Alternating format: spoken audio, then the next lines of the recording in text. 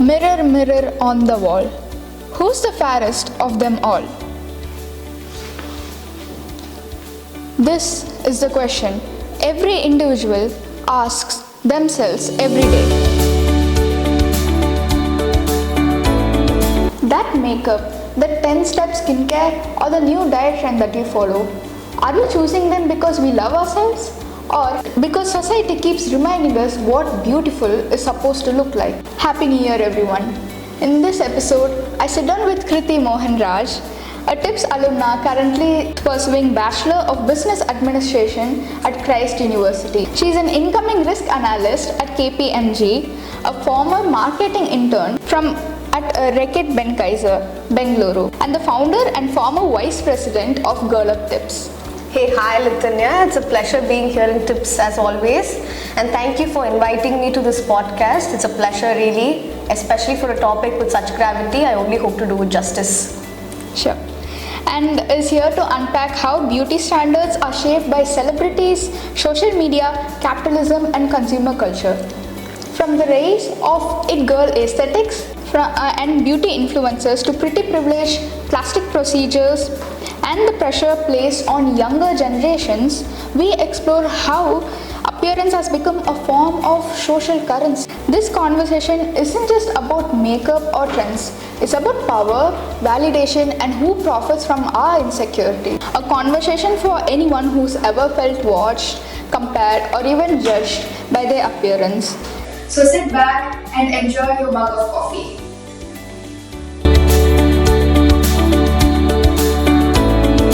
To begin with, the moment a person hits teenagehood, they have been expected to have a certain physical appearance. Many young girls, including me, have personally felt insecure of the way my body looked.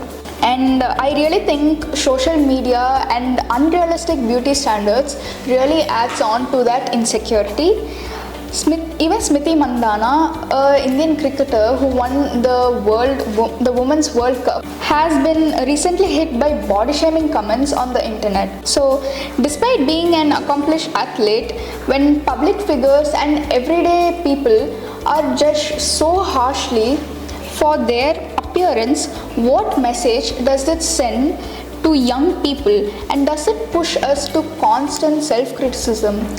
Yeah, I definitely agree with you because right now I'm 20 years old, and you say that kids start feeling insecure when they hit the teenagehood, right? But yeah, I'm 20 years old now and I still haven't gotten over my insecurity. And to especially see that it happens to people with such fame, as in Smriti Mandhana in this case, we start to think to ourselves, is appearance more important than achievement? I feel like Smriti Mandhana, like right now, she has achieved so much. She's won national trophies. Even Serena Williams went through the same thing, right? So I feel like this appearance scoreboard is probably the only thing these talented people cannot win. And young people are being pushed into this thing where they start to feel like appearance or physical appearance especially matters way more than the potential or talent.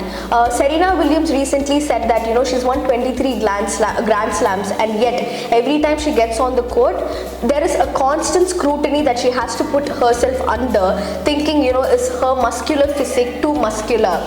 But imagine, will she have the power to play tennis if she did not have what she's having in her body, right? Harna Sindhu is another example. When she won the Miss Universe, the whole world glorified her for her beauty. But merely 2 months later, when she gained weight out of her own free will, who are we to comment on a woman's body? But the society did exactly that. The same society that considered her the Miss Universe, the pinnacle of beauty, they constantly shamed her for putting on weight, which is wrong, right? So I think right now, young people have to learn two things from here. Society will constantly slam you no matter what achievement, potential or talent that you have. They look at irrelevant things. Very similar example to this is, imagine there's a farmers protest going on, or like the issue of unemployment or something, right? The media will get distracted by, they will distract the public by showing a celebrity wedding. The same thing is happening here. When the real affair is entirely something else, they try to focus on things that are irrelevant. So it is important, young people, you have to remember that the issue issues elsewhere. Focus on yourself, focus on what is important instead of the negativity that spreads around it. That is what I would say. And also, in the Smriti Mandhana case itself, it is important to not normalize the fact that when you have achieved a certain level of success, it is not okay for people to talk whatever they want, right? Yeah, she has achieved success, it doesn't give you any right to comment on her body. So young people have to understand that it is not okay to normalize this body shaming, this commenting procedure on social media. Thank you. And I really think that not only women but generally even men go through the same thing. They have the pressure to be, a certain physical appearance of like tall, muscular, and I think it really comes from the cyberbullying and all these comments on the social media app. That's very true, yeah. And coming on to the next, body positivity. It's about body positivity is about accepting and valuing on our bodies of how they are, no matter the shape, the size, or even the appearance. But for young girls growing up in a society dominated by social media, ads, and movies that constantly defines what perfect looks like, embracing this idea can be challenging, and it raises important questions about self-image and confidence and how we learn to see ourselves. And many people my age feel that they're not good enough, even though not only as a teen but even as an adult they feel the same pressure that the society creates. And now my question is, how can young people practice body positivity when there is so many messages around them, from social media to movies, that constantly define what in a beauty in a narrow, often unrealistic ways? See, how old are you? Probably 14, 15, right? I think that is the worst phase anybody can go through in terms of beauty and this social media inflicting this upon us. Because let me guess, most of your friends, they'll all be on Instagram. Because when I was your age, I was part of Instagram, right? And we are all really smart people. Let me say, we are exposed to so many things. We are very knowledgeable. So we think to ourselves that okay, none of this can influence me. But that is where we are wrong. Social media do influence us. It influenced me when I was a kid, right? So I used to see these people on Instagram, and in my head I thought I made a clear distinction as to this is not real, this is filtered, this is a projected world. But later on, subconsciously I did compare myself to the set standard there. To be a 9th grader or 11th grader and to imagine that you want this perfect waist, perfect skin, it's not going to happen. Your hormones are not working that way. But you constantly compare yourself to the best set standard, right? So it is important that we tell ourselves what is reality and what is not. You look around yourself. Not everybody looks like the person you saw on Instagram. And why is it so hard for us to not focus on the reality we have in front of our eyes, but instead we focus on something that we see on our phone? And another thing that I would suggest that personally really helped for me is, I'm sure, you were in school, you will always have this constant girls going into the restrooms and checking ourselves out. I did that too, and it's completely normal. I understand that. And that is just a reflection of our insecurity. And we are like probably the worst critics of ourselves. Before society even tries to put us down, we make sure to put us even deeper down before that. So every time girls your age, you have to tell your friends as well, when they look in the mirror, it is important that you talk nicely to yourself first. When you look at yourself, don't judge you for who you are, but instead embrace you for the person you would like to become. Right, that is more important is what I feel. Exactly, and what you said is really true actually, and I also have personally felt that insecurity growing up in like a society dominated by our generation was very keen to social media. Exactly. And everyday models. But apart from internet, how can you avoid all these judging outside of the internet? Right. So one thing that actually really helps is throwing yourself out of your comfort zone.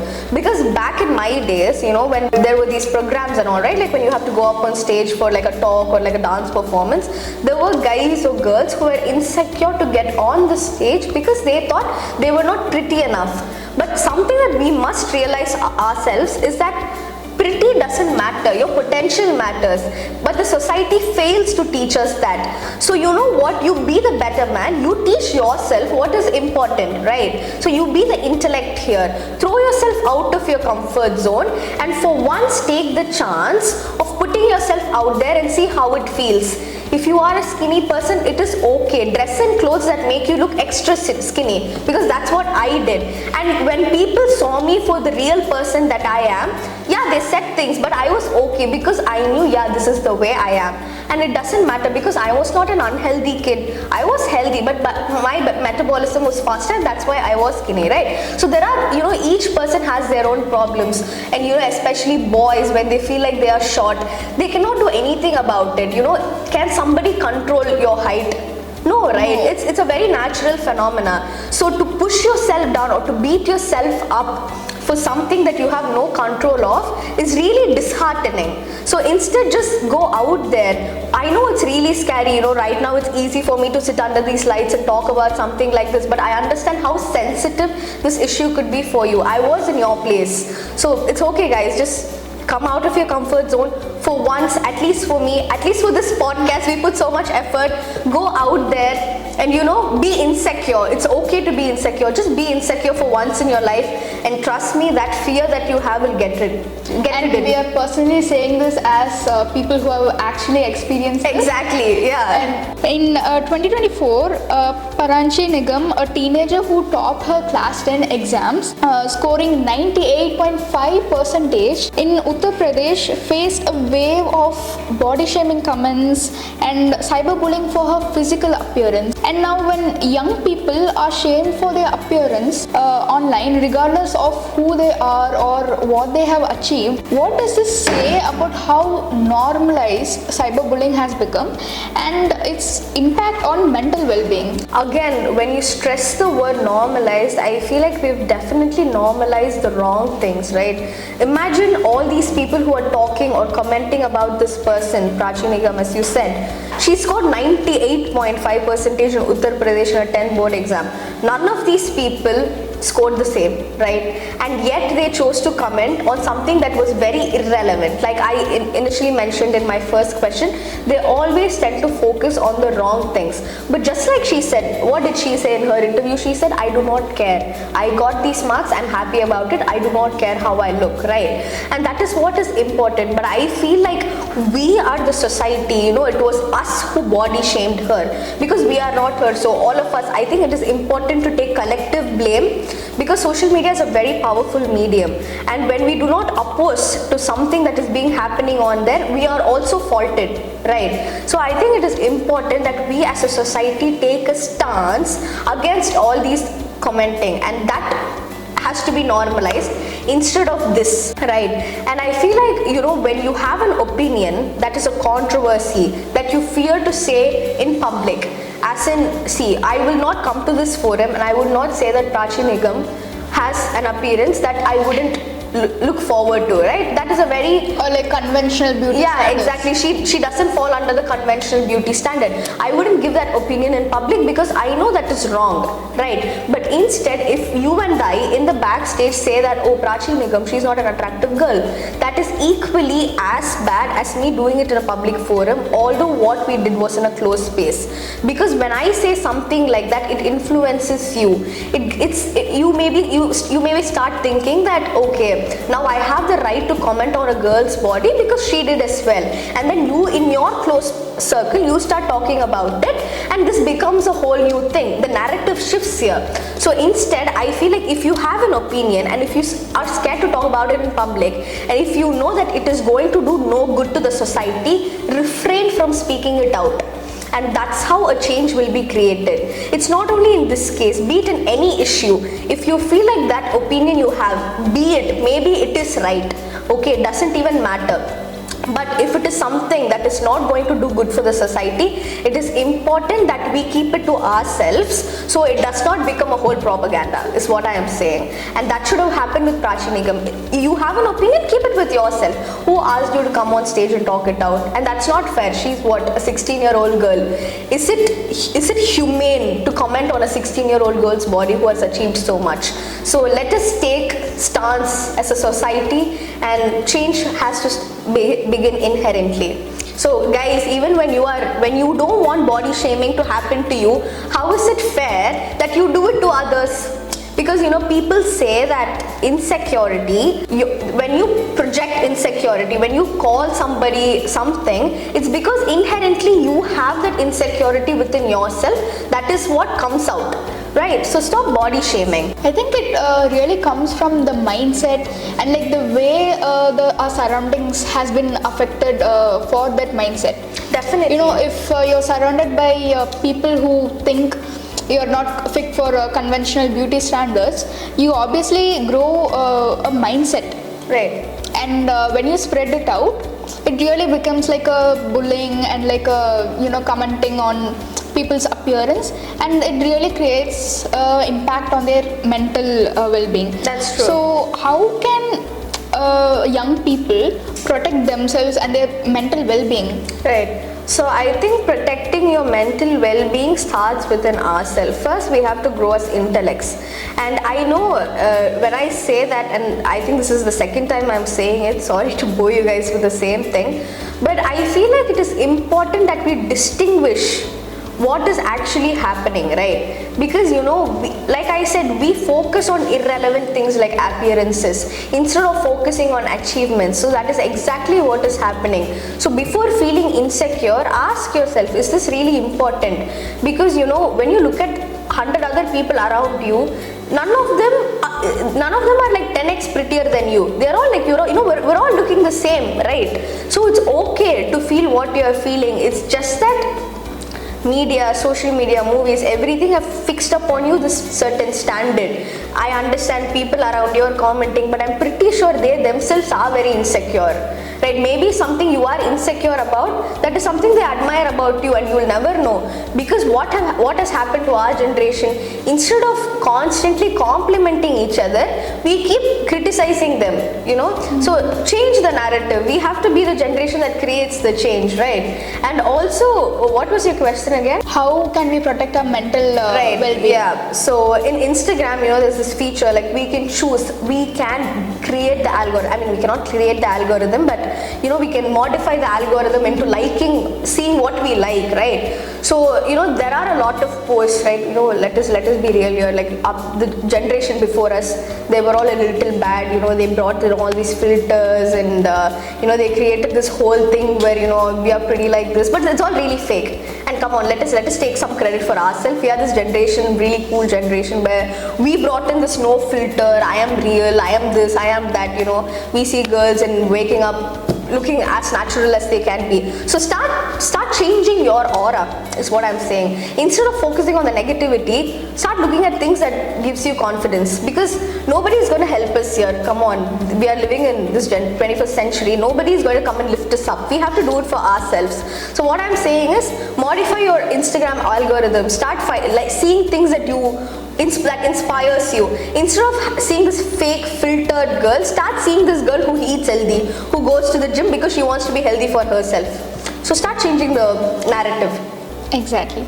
And also, it's a small reminder, whenever social media feels a bit too complicated, I have personally done this. I felt insecure at a point of time, and I think social media, when I first got into social media, it really impacted on my mental well-being. So for a while, I just took a step back from my social media. Exactly, yeah. And I just started, protecting my mental peace. I started getting out there, walking and doing yoga, and it really helped me keep my mental peace really good. See, yeah, I am exactly like you. Like 6 months I'm there on Instagram, 6 months I'm not there on Instagram, right? That really helps me. As much as we are exposed our generation, as much as we are exposed to everything that is happening in the media, we also have the awareness as to protect ourselves from it.